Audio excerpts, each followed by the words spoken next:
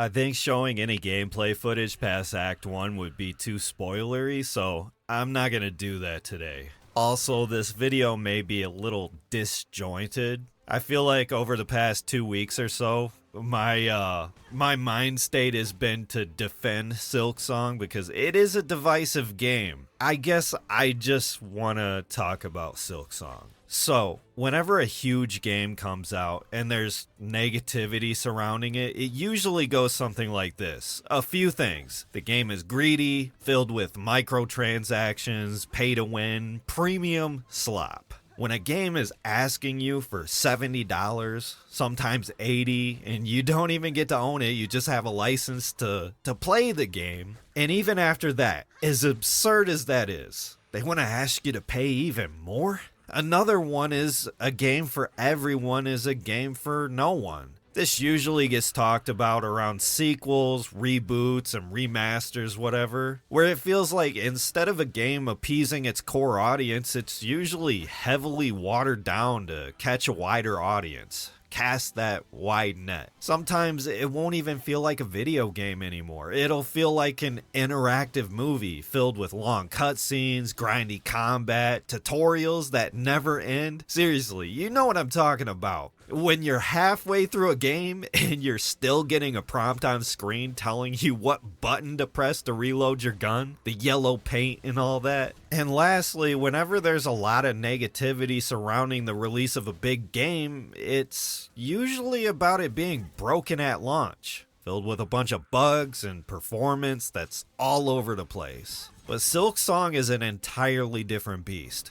because it has none of these things. Team Cherry released it for $20, even though they could have easily gotten away with twice as much. Instead of watering it down for an audience who's never played Hollow Knight, they decided to lean even harder into their own universe, designing the gameplay around Hornet as a character. And when it comes to performance and bugs, Silksong is extremely optimized. And the only bugs I encountered were the ones that are canonical. Though I did hear of bugs like the savage beast fly getting stuck under the lava, I never encountered that issue, when I fought him the second time over the lava. But thankfully, Team Cherry addressed that in their latest patch. The only criticism I see of Silksong is its difficulty. And even the people who don't like Silksong still praise it for the amount of love and passion that was put into it. The art style is beautiful, the soundtrack is amazing. They addressed the lack of color from the first Hollow Knight, and it feels like every single inch of this game is packed with an immense amount of detail. The game feels as alive and reactive as the first game did.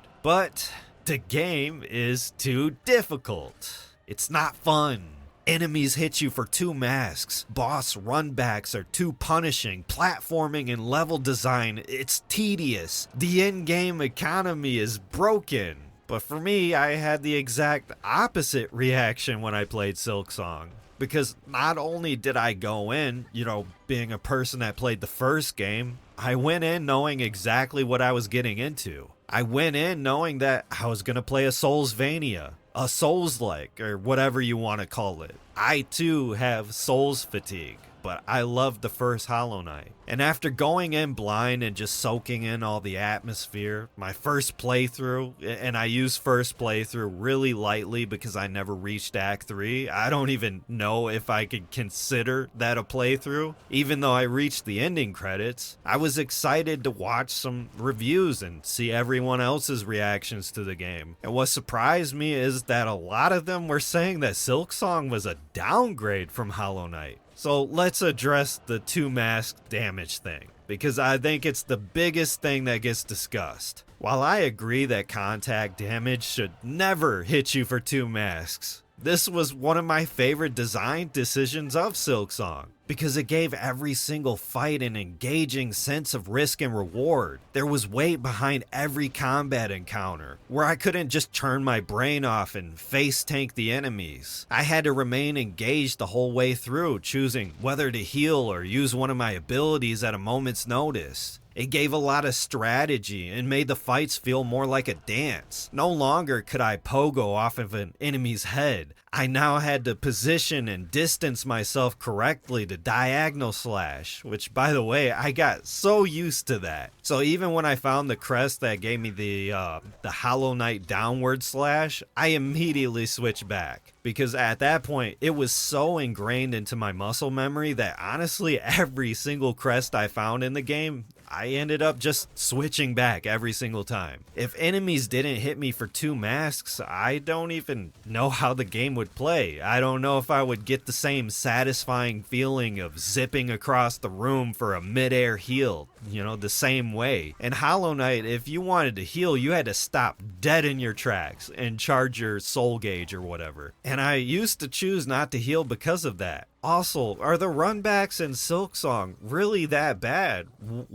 What is punishment for losing? I think that's a question we need to ask. Back in the early 90s, sometimes you'd have to start the entire level over again if you lost all your lives. When I fought the last judge, it was extremely stressful because I knew that if I died, I would have to do a 30-second platforming section just to get back up there. And what's weird is that was the only run back in Silksong that was even remotely tedious. Every other run back was either a straightaway or an even shorter platforming section that would take like 10 seconds. I believe the Cogwork Dancers, it was just a straight path back to the fight where I had to jump over a couple of tanky guys. The Gauntlet in the High Halls, that had me pulling my beard hair out because, who am I kidding? I don't have any hair up top. It was literally the next room over. The fight with Morwing, it was just one screen to the left and then one screen down. Sister Splinter, another straightaway. Savage Beastfly, you just jump on a current and ride it to the top.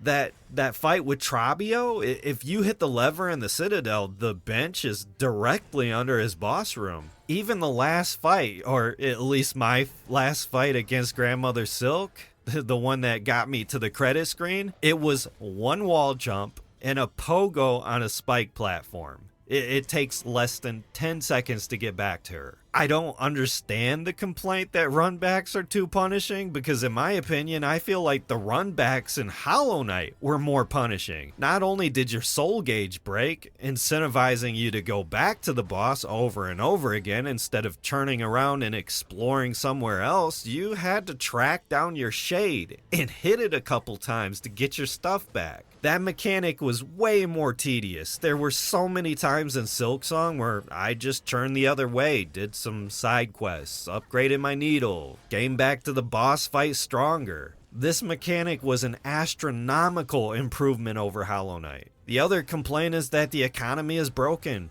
You constantly have to pay for everything. The benches, the Bell Beast locations, those little fast travel tubes. It's like everywhere you go, Silksong is shaking you down for your rosary beads. I feel like anyone who has made it deep into Act 2 probably already knows this, but yeah, the early game, it feels like you have no money for anything. But once you progress further in the game, you start opening up a majority of the map. You're just swimming in rosaries at that point. I can't tell you how many times I was making my way across the Citadel to get to some spot I haven't explored yet, and just fighting the enemies along the way, I'd have over 1,000 rosaries. If anything, the tedium was that I would notice all the rosaries I had stacked up and I would have to fast travel back to a vendor and either spend them or make rosary strings out of them. This would happen all the time where in Hollow Knight you would have thousands of geo on you at a time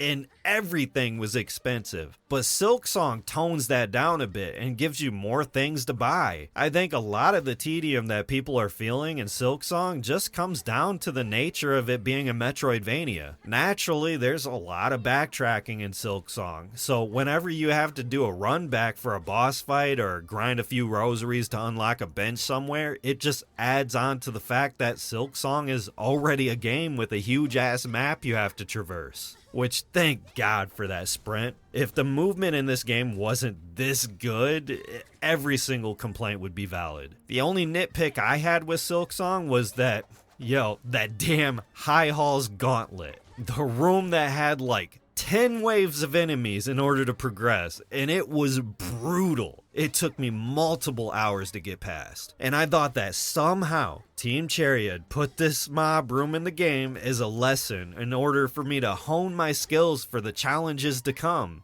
But you know what happened instead? Instead of the game ramping up in difficulty, the game just became kind of a pushover. And I'm just talking about getting through the game itself. Forget about Act 3 or all the optional boss fights, like a 30-hour playthrough, just reaching the credits. Silksong's only problem, in my opinion, is that it gets way too easy the more you progress the game. I was a little disappointed after I beat Grandmother Silk. And again, I haven't made it to Act 3. I'm gonna do all the side quests with the fleas. I plan on going through Bile Water. Yeah, I'm just talking about the ending that most people are gonna see their first playthrough. That fight against Grandmother Silk, it was kind of disappointing. Not because her moveset was too simple or that she wasn't hard. She just didn't feel like a penultimate boss fight. She didn't feel like a test of all my skills that I had honed throughout my playthrough. She just felt like a normal boss fight. She should have had at least one more phase. And maybe I'm to blame for that. Maybe there's some alternate ending where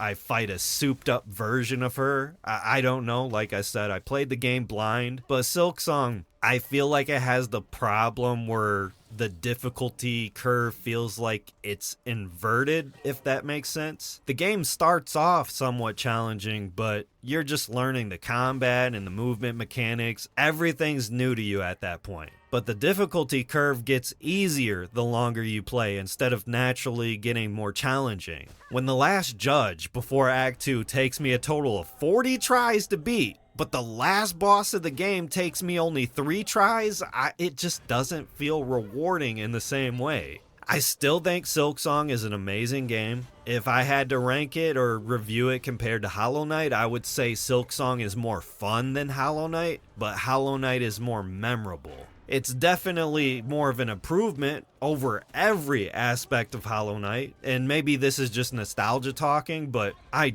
definitely feel like Hollow Knight was more memorable. Probably because it was my first time playing anything like it with that Sleepy Hollow Nightmare Before Christmas kind of vibe. How depressing and beautiful it was. It felt like a personal experience, where Silksong feels more like a grand spectacle. Both top-notch, fantastic experiences, but I can't deny how much Hollow Knight resonated with me on an emotional level. If you're struggling with Silksong and you're hearing a lot of bad reviews on the game, talking about how it's designed in such a way to troll the player as if it's some type of streamer bait or something, I don't think most of these people played it long enough to get a good opinion on it. And to be fair, I haven't either. There's so much of Silksong that I've yet to experience. Maybe my opinion changes after Bile Water, because I heard that section of the game is pure agony. But from what I've played so far, rolling the credits,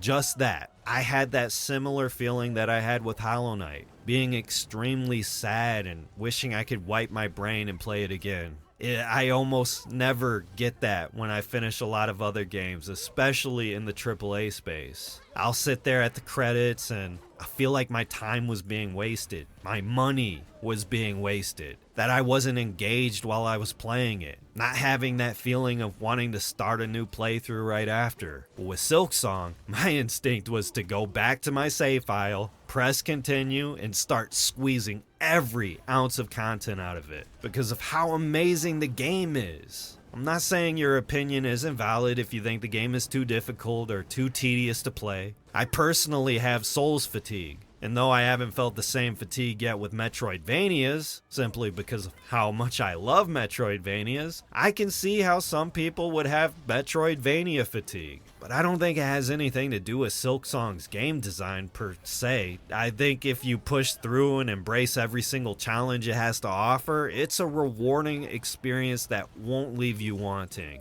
Even if the game gets a little bit easy by the end. And like I said, I'm gonna do Bile Water. You guys have been telling me that I have no idea what I'm getting into until I get to that area. But if you're just Doing a normal playthrough of Silksong, try to let go of that conditioning. You know the one I'm talking about, that, I don't have time for this, there's so many other games I could be playing right now. If you just let go of that, and you let yourself become immersed, this is one of those games where you put your phone on silent, and you play it with headphones on, you just take your time with it. It's not every so often where we have those slow burners that we just play for hours and hours and hours, sitting there at work thinking about it when it's not around. So many other games, they feel like junk food, like something you just play to pass the time. But Silksong, it's a game that you experience for a long period of time. It's one of those games that gets talked about 10 years from now with